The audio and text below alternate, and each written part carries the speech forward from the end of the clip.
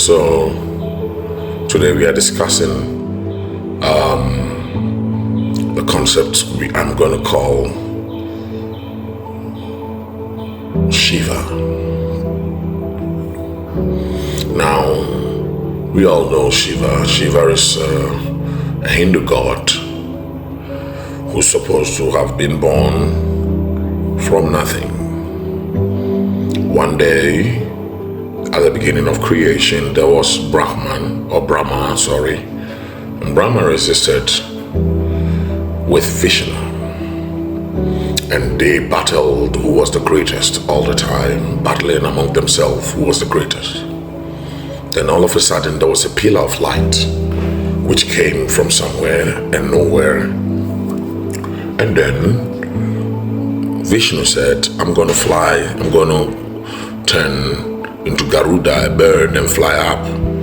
And Brahma said, I'm going to turn into a swan and fly down and see where it's coming from.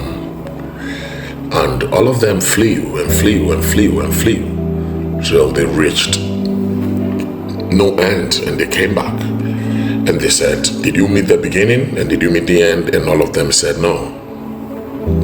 And so, because of that, they were thinking, and then out of it comes another god who was called Shiva.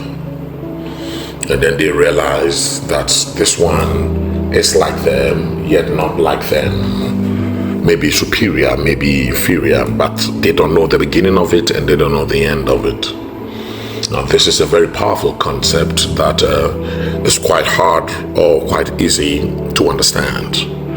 Now, to treat Shiva, you understand that we are dealing with something that has no beginning and has no end. And that concept is quite more like talking about infinity. But no, Shiva also stands for the destruction of something. And destruction is not a negative destruction. It's more like digging a hole to plant a seed. It's more like cutting a cloth to sew a dress. It's hard to understand transmutation without going through destruction. If you want to transform something to something, there has to be some form of destruction needed. The original matter needs to be disturbed or distorted so something new can be born from this. And this is what we call Shiva. Now, do not really call them gods or something like that. These are very concepts. It's quite hard for a man to do. How do you create without destroying? How do you preserve without destroying? Therefore, there is no beginning.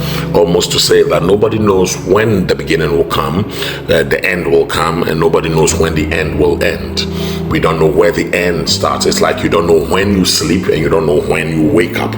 So Shiva could be the concept of the human going to sleep. A man sleeping is tapping into Shiva, a kind of place where you don't know exactly when you slept and you don't know exactly when you woke up. All you know is that one time you are asleep, another time you are awake, and you could check the clock when you are awake, but you don't really know when the eyes opened, no matter how much you set it, and you don't really know when consciousness gained awareness of himself. Sometimes you could sleep and then wake up and your eyes will hit exactly the clock, but you don't know when it was that you gained consciousness or awareness for your eyes to hit the clock.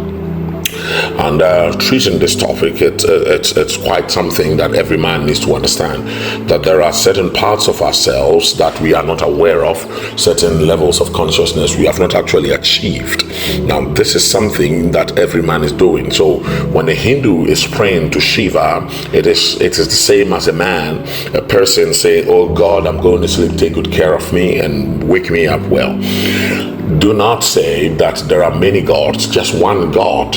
And the ultimate understanding or the ultimate reality is that a man is actually always in Shiva. Not really knowing when. When you look at a particle, it takes time for light to travel to your eye. It takes time for the object you are looking at to actually reflect the image back to you. And so you don't really know. We never live in the present. It's almost as if we are always living in the past. That means that Shiva is not a god of the end, but actually a concept of the present that is almost impossible for the human mind to contemplate. Understanding the Shiva is something that is quite important. And if you do not know, and if you have not really prayed to the Shiva, if you have not invested in the Shiva, it's almost as if you have no idea when something will happen, or you have no idea when that thing will not happen. You have no idea when your troubles will end, and you have no idea when your troubles will begin. Investing in the Shiva is something that you should never throw away, and you should never disturb. Once upon a time, there was a man that wanted to accurately calculate the moment of awareness, And so he consulted mediums and oracles and scientists and prophets, and he consulted a lot of people trying to know how the whole thing works. And truthfully, he found out that nobody really knows the Shiva. Nobody really knows the distraction. Nobody really knows the positive end of the distraction and the negative end of the distraction. This means that when a man, the moment of death for a man, the moment of sleep for a man, the moment a man really looks away from something, the moment a man really discovers something, these are really hidden. And the concept of creation and the concept of destruction never really have a better understanding of this. Never truly had a better understanding of it. So what do? You invest in concepts, investing in concepts, and rather than investing in gods or idols or images. Invest in the concept, invest in the story, invest in it. How do I invest in a concept of unconsciousness? How do I invest in the consciousness, in the concept of unconsciousness and consciousness? How do I invest in that part? I would say that it's almost like a man who was looking for a bride and never had any idea how the bride would look like, but in his heart he believed the bride was wonderful. The only part of us that can truly invest in the Shiva is faith. The only part of us that can truly invest in the concept of unconsciousness and consciousness and immeasurable time that exists within is the faith. That means that the Shiva, glory to God, the Shiva is actually a concept. That means that the Shiva is actually the concept of time that a man is not really conscious about, yet awakened and yet not awakened. And those are places like when you are trying to taking a video or an audio and cutting something out.